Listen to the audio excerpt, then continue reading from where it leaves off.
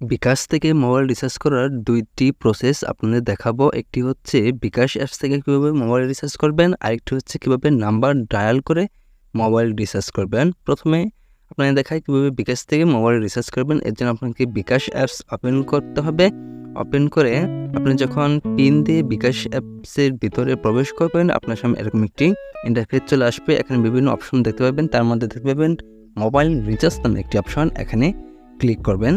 Click করার পর কয়েক সেকেন্ডের মধ্যে আপনার সামনে এরকম একটি ইন্টারফেস চলে আসবে। আসার পর এখানে আপনি যে নাম্বারে মোবাইল রিচার্জ করবেন সেই ফোন নাম্বারটি এখানে লিখে দিবেন।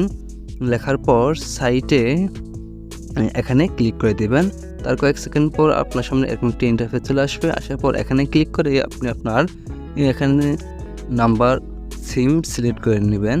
তারপরে এখানে ক্লিক করবেন। ক্লিক করার পর কত টাকা রিচার্জ করবেন সেই অ্যামাউন্টটি এখানে লিখবেন। তারপরে এখানে ক্লিক করে দিবেন। ক্লিক করার পর আপনার কয়েক সেকেন্ডের মধ্যে কিন্তু আবার আপনার সামনে আরও একটি ইন্টারফেস চলে আসবে।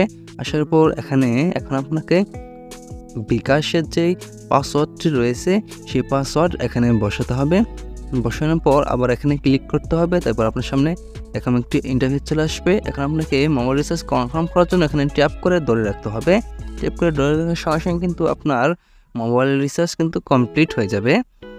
এখন আপনাকে দেখাবো যে কীভাবে ডায়াল করে মোবাইল রিচার্জ করবেন। এর জন্য আপনাকে লিখতে হবে *247# লিখে আপনি কল অপশনে ক্লিক করে দেবেন। তারপর কয়েক সেকেন্ডের মধ্যে আপনার সামনে কিন্তু এরকম একটি ইন্টারফেস আপনার সামনে চলে আসবে। এখানে বিভিন্ন অপশন দেখতে পাবেন, তার মধ্যে ৩ নম্বর দেখতে পাবেন মোবাইল রিচার্জ নামে একটি অপশন। এখানে আপনি ৩ লিখে সেন্ড করে দিবেন। সেন্ড করার কয়েক সেকেন্ডের মধ্যেই কিন্তু আপনার সামনে নতুন একটি অপশন চলে আসবে, ইন্টারফেস চলে আসবে। এরকম একটি ইন্টারফেস এখানে আপনি দেখতে পাবেন রুবি ১, তারপর এয়ারটেল 2। আপনি যেই নাম্বারে মোবাইল রিচার্জ করবেন সেই অপশনটি সংখ্যাটি লিখে আবার সেন্ড করে দেবেন। তারপরে কয়েক সেকেন্ডের মধ্যে আরও একটি ইন্টারফেস চলে আসবে। এখন আপনাকে 1 সিলেক্ট করতে হবে, প্রিপেইড অপশনটি সিলেক্ট করে আবার সেন্ড করে দিতে হবে। তারপরে আপনার সামনে আরও একটি ইন্টারফেস চলে আসবে। এখন আপনাকে মোবাইল নাম্বার দিতে হবে, যে নাম্বারে আপনি টাকা রিচার্জ করবেন সেই নাম্বারটি লিখে আবার সেন্ড করে দেবেন। তার কয়েক সেকেন্ড পর আপনার সামনে আরও একটি অপশন চলে আসবে। এখন আপনাকে অ্যামাউন্ট দিতে হবে, যে আপনি কত টাকা রিচার্জ করবেন সেই অ্যামাউন্টটি দিয়ে আবার সেন্ড করবেন। আরও কয়েক সেকেন্ড পর আপনার সামনে আরও একটি অপশন চলে আসবে। এখন আপনাকে বিকাশের যে পাসওয়ার্ডটি রয়েছে সেই পাসওয়ার্ডটি এখানে বসিয়ে দিতে হবে। তারপরে সেন্ড করার সঙ্গে সঙ্গে কিন্তু আপনার মোবাইল রিচার্জ কমপ্লিট হয়ে যাবে।